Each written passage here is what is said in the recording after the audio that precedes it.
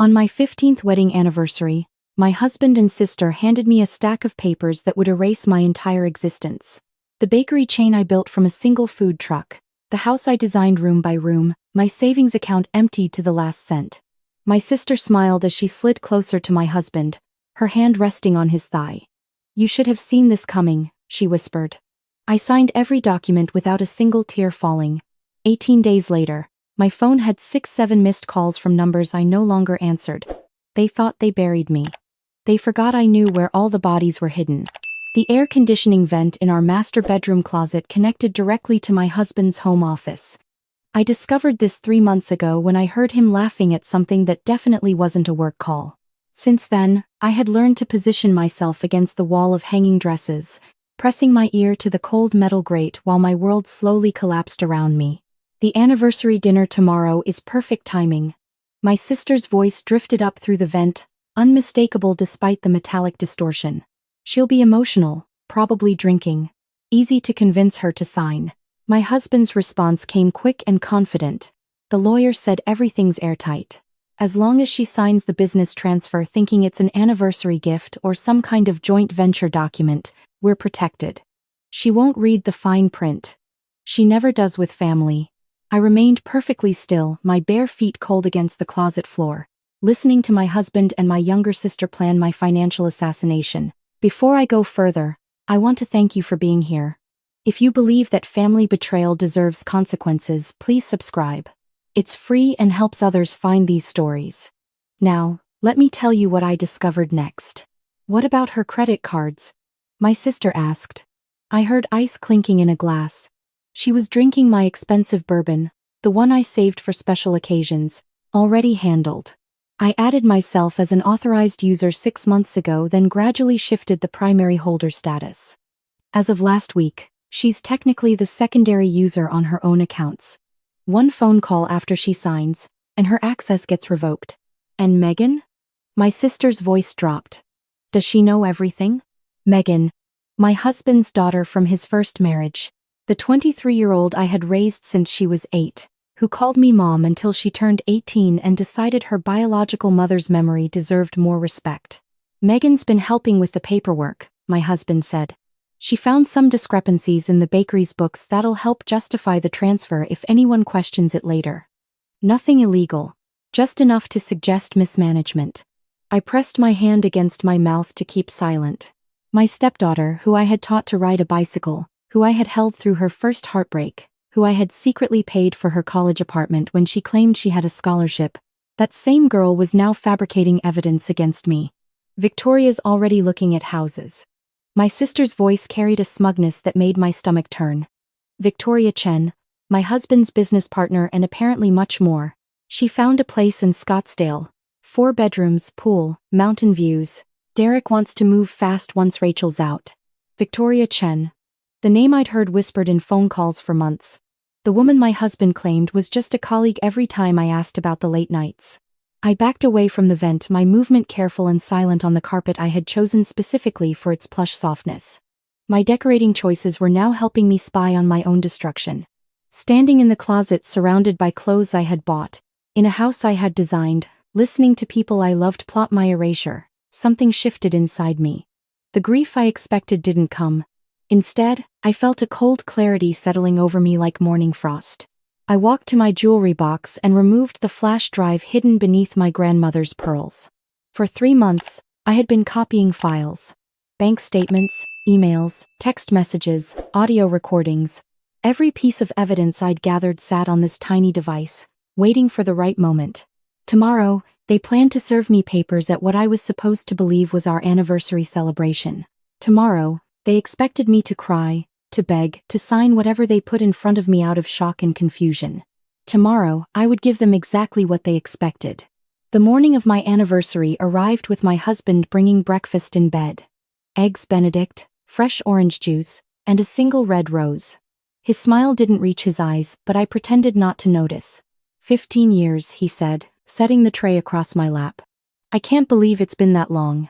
I couldn't either. 15 years of building something together, or so I had thought. 15 years of lies, apparently. "I have something special planned for tonight," he continued. "Dinner at the house." Just family. The word family hit differently now. I nodded, maintaining the performance I'd been perfecting for months. That sounds perfect, Derek. I wouldn't want it any other way. He kissed my forehead with lips that had kissed Victoria Chen, that had probably kissed my sister too. I ate the eggs he'd made, wondering if he felt any guilt at all. The day passed in preparation. I went to the bakery, checking on operations as usual. My flagship location in downtown Phoenix was busy with the Saturday morning rush. The smell of fresh bread and brewing coffee filled the air as I walked through the kitchen.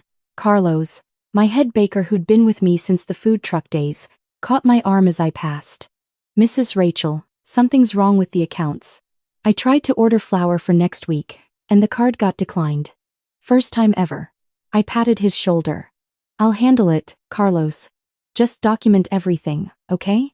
Every declined transaction, every strange charge. He looked confused but nodded. He didn't understand that the declined cards were just the beginning. At my second location in Tempe, I found similar problems. The manager reported that their vendor payments had been rerouted to a different account.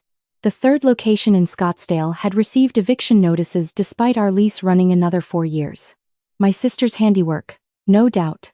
She worked in commercial real estate and had access to exactly the kind of connections needed to forge documents. I spent the afternoon visiting each of my 4 bakery locations, quietly speaking with employees, collecting documentation, ensuring that my most trusted staff understood something was happening without explaining exactly what. By 5 o'clock, I had a folder full of evidence and a heart full of cold determination. The house was transformed when I returned. Candles everywhere, white roses in crystal vases, soft music playing through speakers my husband had insisted we install last year. The dining room table was set with our wedding china. Derek stood at the kitchen island, pouring champagne. My sister Emily sat on the living room couch, wearing a dress I recognized from my own closet. Megan perched on the arm of a chair, her phone in her hand, recording. They formed a triangle around me as I entered. My husband at one point, my sister at another, my stepdaughter completing the shape. I stood in the center, surrounded. Happy anniversary, Rachel. Derek's voice was warm, rehearsed. He handed me champagne. 15 years deserves a proper celebration. We moved to the dining room, where a thick manila folder sat at my place setting. I noticed it immediately but pretended not to, sipping champagne and complimenting the flower arrangements. Dinner was served by a catering company I didn't recognize. My husband must have paid cash, avoiding our usual vendors who would have mentioned the unusual order. We ate in near silence, the tension building with every course. Finally, as dessert plates were cleared, my husband nodded at my sister. Some signal I wasn't meant to see. Rachel, we need to discuss some things. Derek's tone shifted, becoming the business voice he used with difficult clients. About our future. I set down my champagne glass, watching them watch me. Emily leaned forward. We've been concerned about you, sis. The stress of running the bakery, the long hours. Derek and I have talked, and we think it's time for some changes. Changes? I kept my voice neutral, curious. Megan finally spoke, her phone still recording. Mom, Rachel, we just want what's best for everyone. The business documents need updating anyway. This makes everything cleaner. Derek slid the manila folder toward me. These are transfer papers for the bakery chain. I'll take over as primary owner, but you'll still have a role. Advisor or something. And these, he pulled out a separate stack, are dissolution papers. Our marriage has run its course, Rachel. We both know that. My sister's hand found Derek's arm, no longer hiding their connection. I know this is hard to hear, but I've loved Derek for years. We fought against it, we really did. But some things are meant to be. I looked at the papers, then at the 3 faces watching me with varying degrees of anticipation and false concern. Megan's camera captured every moment. The house? I asked quietly. In Derek's name from the start, Emily answered. You signed a prenup, remember? The house was always his if you divorced. I did remember signing something, though my lawyer at the time had assured me it was standard. Apparently, standard had a different meaning than I understood. My savings? Derek shifted uncomfortably. Joint accounts. We'll divide them fairly during the divorce proceedings. But with the state of the bakery's finances lately, there might not be much left. The fabricated financial problems Megan had created. The declined cards, the rerouted payments. All designed to make my business look like it was failing, to justify taking it from me.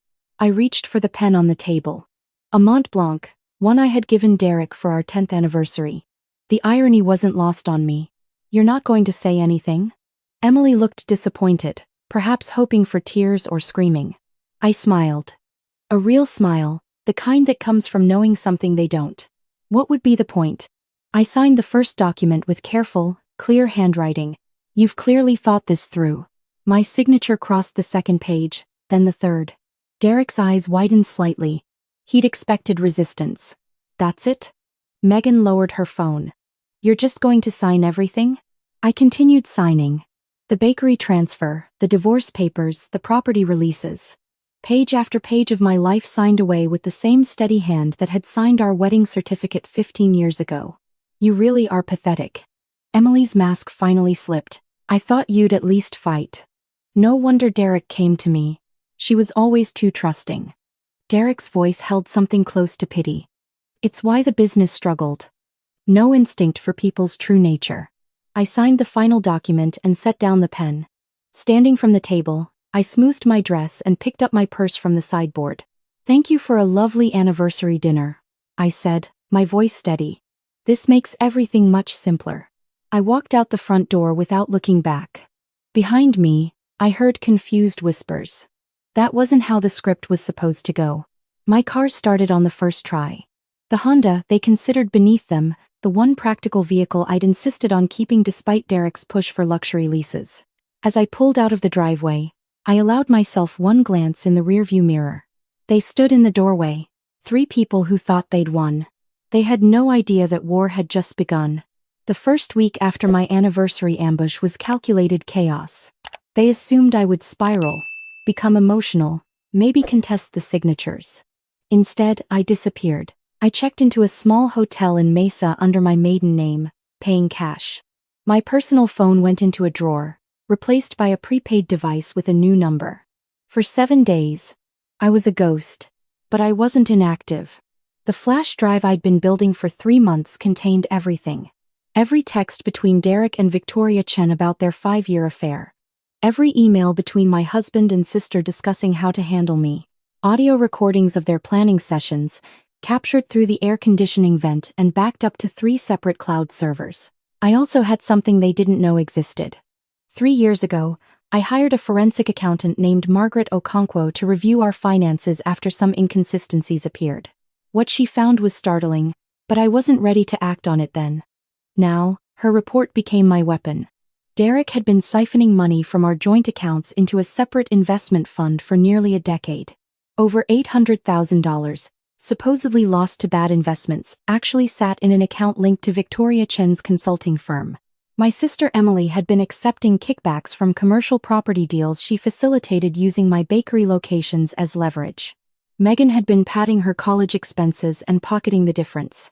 On day 3, I met with James Ashford, a corporate attorney recommended by Margaret. His office overlooked downtown Phoenix, all glass and steel confidence. "Everything they made you sign is voidable," he said after reviewing my documentation. "The business transfer especially. You can prove coercion, fabricated evidence, and financial manipulation. But here's the better approach." He spread out papers on his desk. "Don't void anything. Let them think they won. Meanwhile, we file separate actions. Forensic accounting investigation into the siphoned funds. Fraud charges related to the forged eviction notices at your bakery locations.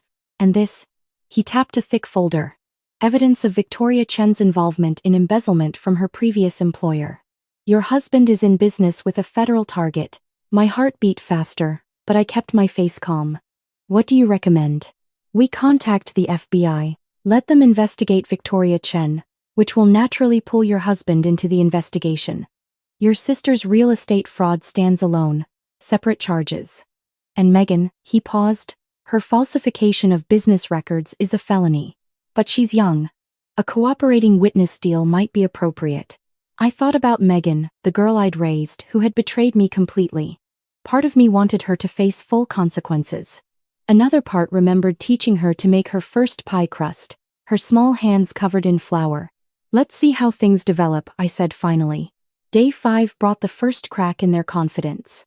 "I know because Maria, my assistant manager at the flagship bakery, called me. Mrs. Rachel, your husband came in today with papers saying he owns the business now. But there's a problem." Her voice was quiet, conspiratorial. "Health department showed up an hour later. They found violations that weren't there yesterday. Like someone planted evidence. Someone had. My sister, probably, trying to build a case that the bakery was failing and the transfer was justified. Document everything, Maria.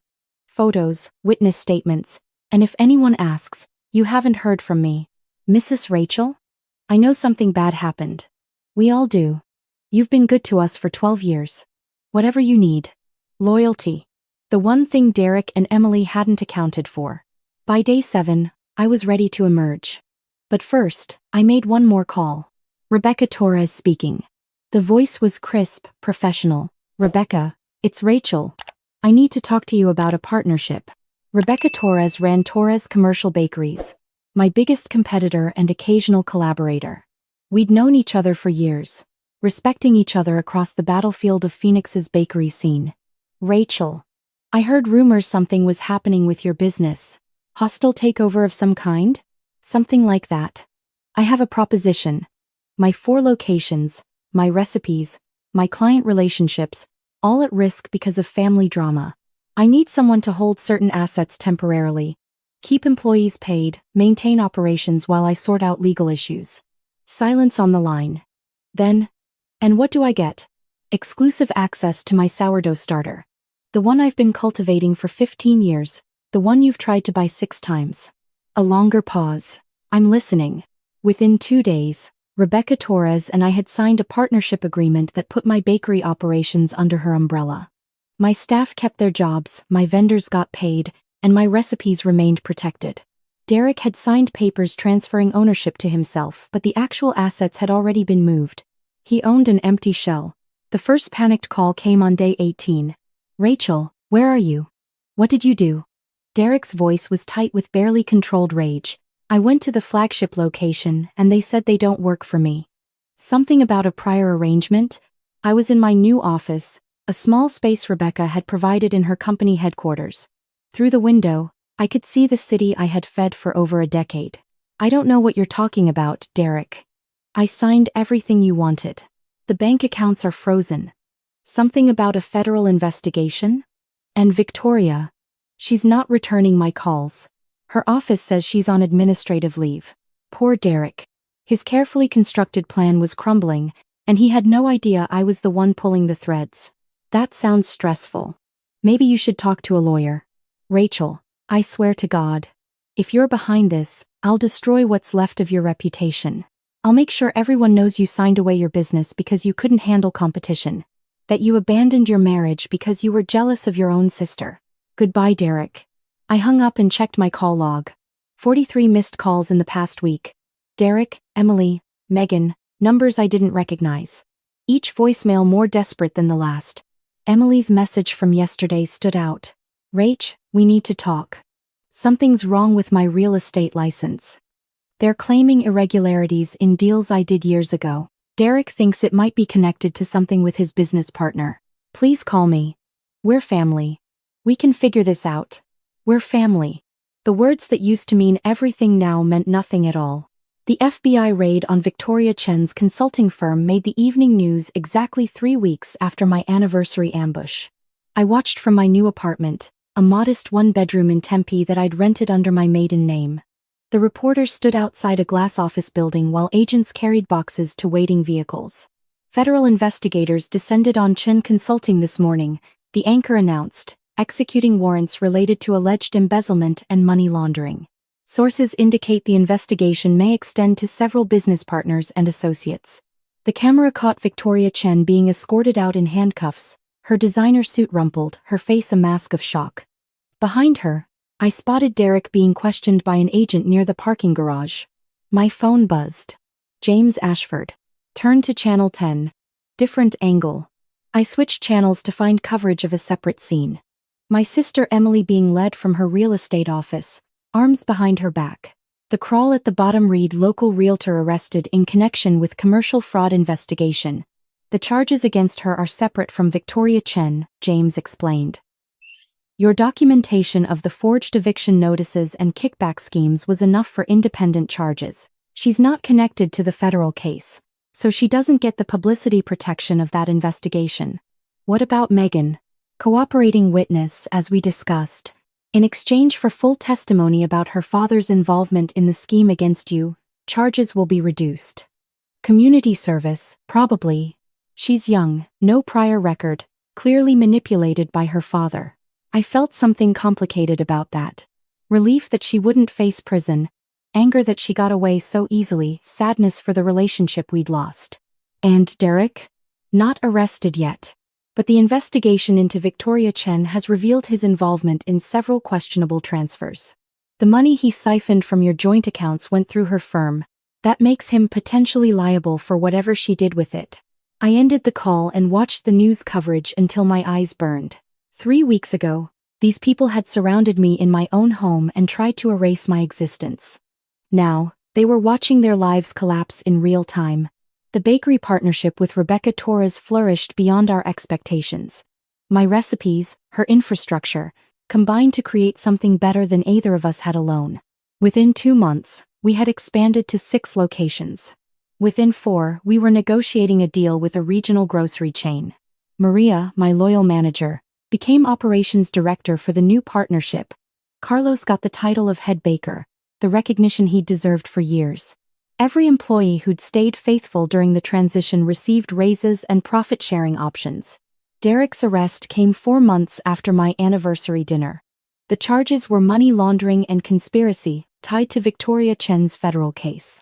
I learned about it through the news, watching federal agents escort him from the house I had designed. The house I no longer wanted. Emily received 18 months in federal prison for real estate fraud. Her license was permanently revoked. Her husband, who I'd always liked, filed for divorce while she was awaiting trial. Their children went to live with his parents. Victoria Chen faced the longest sentence.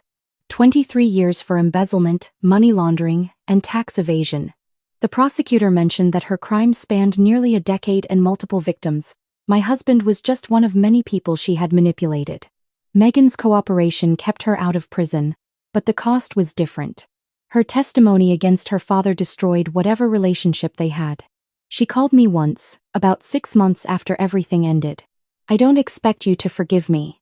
Her voice was small, younger than her 23 years. I just wanted you to know. I'm sorry.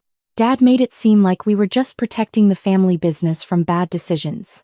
I didn't understand what we were really doing until it was too late. I listened without responding for a long moment. I appreciate you telling me that, Megan. Rachel, I know I have no right to ask, but I don't have anywhere to go. Mom's side of the family won't talk to me since the trial. Dad's in prison. I've been staying with friends, but that can't last forever. The girl I had raised was asking me for help after helping to destroy me. Part of me wanted to hang up, to let her experience the abandonment she had willingly participated in creating, but I remembered her at 8 years old, crying because her mother had died and her father didn't know how to comfort her. I remembered teaching her to bake, watching her face light up when her first cake came out of the oven perfect. I remembered loving her, despite everything. I have a friend who runs a cafe in Flagstaff. I heard myself say. She's looking for someone to train. Room and board included. While you learn. It's hard work, early mornings, but it's a chance to start over. The silence stretched so long I thought she'd hung up. Why? Her voice cracked. After everything I did? Because I remember who you were before your father twisted you into something else. Because I'm trying to build something new, and part of that is not carrying hatred into my future. But Megan, this is the last time. If you betray this chance, there won't be another. She took the job in Flagstaff. Last I heard, she was doing well. We don't talk often, but occasionally she sends pictures of pastries she's learning to make. Small olive branches across the distance. The letter from Derek arrived 8 months after his conviction. Federal prison stationery. His once confident handwriting now cramped and small. Rachel, I need help with commissary funds. The investigation took everything. Victoria's lawyers are trying to blame me for the whole scheme. My public defender says if I have character witnesses, it might help with the appeal. He went on for 2 pages, mixing justifications with requests. He never once apologized. He never acknowledged what he'd done to me. In his mind, apparently, he was still the victim. I filed the letter in a folder I'd labeled consequences and never responded. Ellie wrote too, from her minimum security facility. Her letters were more apologetic, filled with the kind of regret that might have moved me years ago. I was jealous of everything you had, she admitted in one. The business, the marriage, even the way people respected you. I thought taking it would make me feel better. It didn't. I didn't respond to her either. Some bridges, once burned, cannot be rebuilt. The invitation arrived on a Tuesday morning, 1 year after my anniversary ambush. Rebecca Torres stood in my office doorway, holding an envelope with my name written in elegant calligraphy. This came to the main office, she said. Return address is the Phoenix Business Association. Inside, I found an invitation to their annual leadership gala. Not as a guest, but as an honoree. Rachel Martinez, recognized for entrepreneurial resilience and community partnership in the Phoenix culinary industry. I stared at the words for a long time. A year ago, I had signed away everything I'd built, walked out of my own house with nothing but my car keys and determination. Now, I was being honored for how I'd risen from those ashes. The gala was held at a downtown hotel ballroom. I wore a dress I'd bought with my own money, jewelry that had never been in Derek's house, and walked the red carpet with Rebecca by my side. During the ceremony, they played a video about my journey, the food truck origins, the expansion, the personal challenges that had temporarily disrupted operations, and the partnership with Torres commercial bakeries that had turned potential disaster into unprecedented success. What makes Rachel Martinez special, Rebecca said from the podium, is not just her talent for creating food that brings people together. It's her understanding that betrayal doesn't have to be an ending. When the people closest to her tried to take everything she'd built, she didn't fight them directly. She simply stepped aside and let their own greed destroy them, while she built something better from what remained. The applause was warm and genuine. But what struck me most was a face in the crowd. An older woman I recognized from my early food truck days. Mrs. Henderson, one of my first regular customers. She found me after the ceremony, tears in her eyes. I watched what happened to you, she said. That night at your house, I saw it all through my window. I wanted to do something, but I didn't know how to help. You're here now, I said, and that was enough. The morning after the gala, I stood at the window of my apartment watching the sunrise. The city stretched out below me, the same city I had fed for 15 years through good times and bad. Somewhere out there, Derek was serving year 2 of a 5-year sentence. Emily was counting down months until parole. Victoria Chen was beginning what would be the rest of her life behind bars. I thought about what Rebecca had said. That I had let their greed destroy them while I built something better. It was true, but not quite complete. What I had learned in that year was something simpler. The best revenge isn't destruction. It isn't even watching your enemies fall. The best revenge is waking up every morning in a life you chose, surrounded by people who earned your trust, doing work that matters. My phone buzzed with a text from Maria. Grocery chain contract just got final approval. We're going statewide. I smiled a real smile and started my day. They had given me divorce papers on my 15th anniversary. They had laughed at my pain and called me pathetic. They had expected me to crumble, to become a cautionary tale about trusting the wrong people. Instead, I became the woman who rose. If this story had you holding your breath, please hit that like button.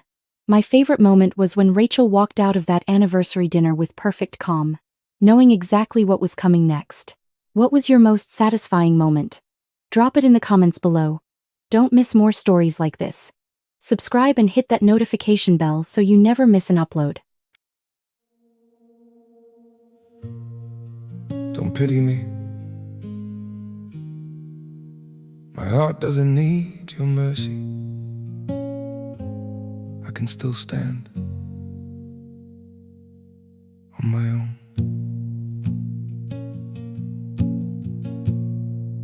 I was broken by your leaving, fell deeper than I thought I would. But pain has taught me how to heal now and survive what once I couldn't. You don't have to look back sadly, don't reach out with guilty hands. What you shattered made me stronger. Now I rise where I once collapsed. My heart doesn't need your pity, not another empty sign. I've got enough strength left within me to rebuild this life of mine. My feet are steady through the sorrow. I can stand through all the pain. You don't have to save me, darling. I'll learn to breathe again.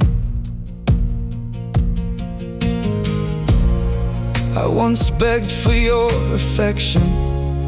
Now I've learned my worth in scars. And the man you left in pieces found his own way through the dark. My heart doesn't need your pity, not another empty sign.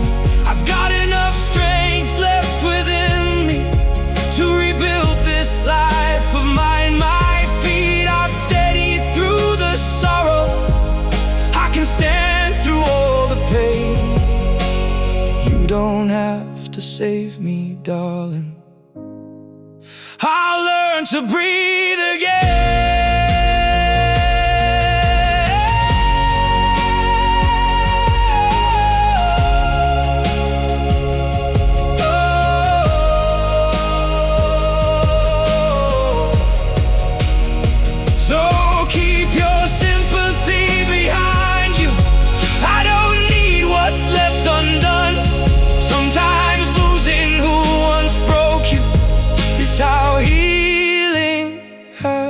Begun. My heart doesn't need your pity, not another empty sign. I've got enough strength left within me to rebuild this life of mine. My feet are steady through the sorrow. I can stand through all the pain. You don't have to save me, darling. I'll rise alone again.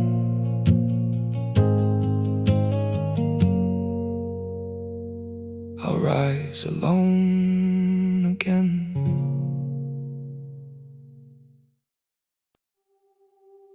I'm freezing. I'm bleeding, slowly fading away. But don't worry, I'm fine.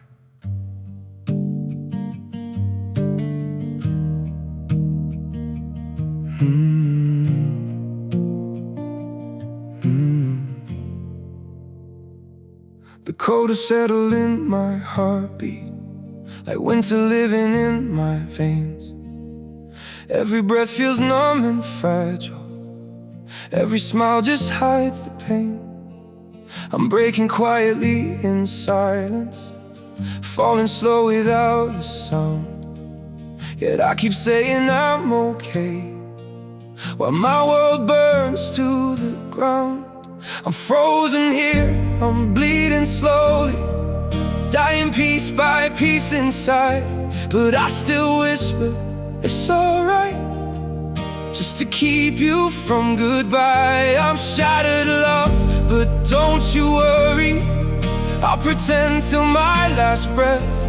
Even while my soul is fading, I'll say everything's okay. Maybe pain just learned to live here. Maybe sorrow feels like home.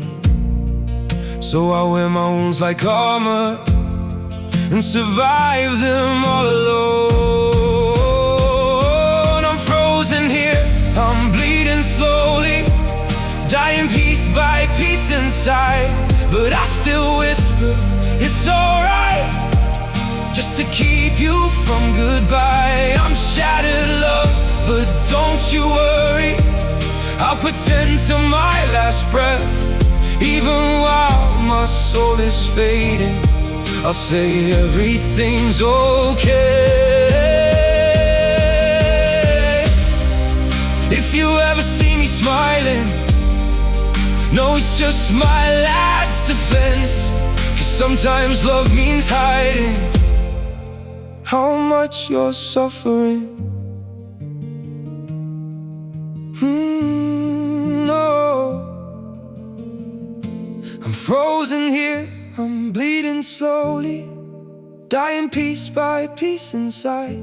But I still whisper, it's alright, just to keep you from goodbye. I'm shattered, love, but don't you worry, I'll pretend till my last breath. Even while my soul is fading, I'll say everything's okay. It's okay.